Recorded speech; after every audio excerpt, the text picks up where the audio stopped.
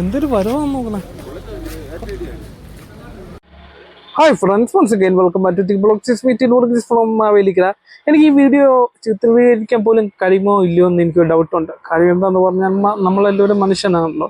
ഏത് നിമിഷം വേണമെങ്കിലും എന്ത് വേണമെങ്കിലും സംഭവിക്കാം. അതിന് ഏറ്റവും വലിയ ഉദാഹരണങ്ങളാണ് അപകടങ്ങൾ അല്ലെങ്കിൽ അതുപോലത്തുള്ള കാര്യങ്ങളൊക്കെ.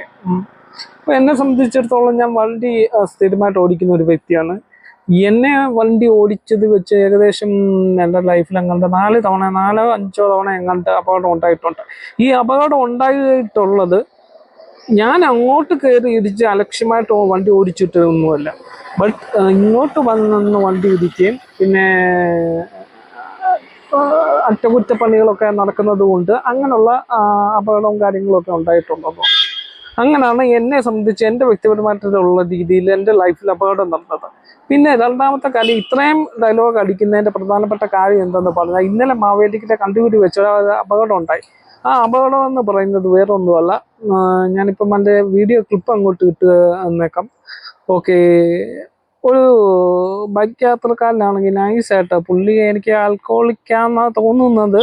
ഞാൻ വ്യക്തമായിട്ട് സ്വീകരിക്കാൻ ഞാൻ ഡോക്ടറൊന്നുമല്ല. അദ്ദേഹം വന്ന് കയറി കണ്ടൂർ വെച്ചാണെങ്കിൽ, കണ്ടൂർ പെട്രോൾ പമ്പിൻ്റെ അവിടെ വെച്ചാണെങ്കിൽ ഒരു ഓട്ടോമാറ്റ് ഇടിച്ചു. ഇതിരിക്കുന്ന പ്രശ്നം എന്തെന്ന് പറഞ്ഞാൽ, ഈ ഇരിക്കുന്ന ഓട്ടോയിലെ പാസഞ്ചറായിട്ടുള്ള ഒരാളുടെ ലിഗമെൻറ്റ് പൊട്ടി. ലിഗമെൻറ്റ് എന്ന് പറഞ്ഞാൽ നമ്മുടെ കാലിൻ്റെ എല്ലിനെങ്ങാണ്ടാണ് കംപ്ലൈൻറ്റ് വന്നിരിക്കുന്നത്. എല്ലിന് കംപ്ലൈൻറ്റ് വരുവാണെങ്കിൽ നിങ്ങൾക്ക് എല്ലാവർക്കും അറിയാമല്ലോ, മാംസത്തിലുണ്ടാകുന്ന മുറിവിൻ്റെ 2-3 ഇരട്ടിയോളം വേദന വരും.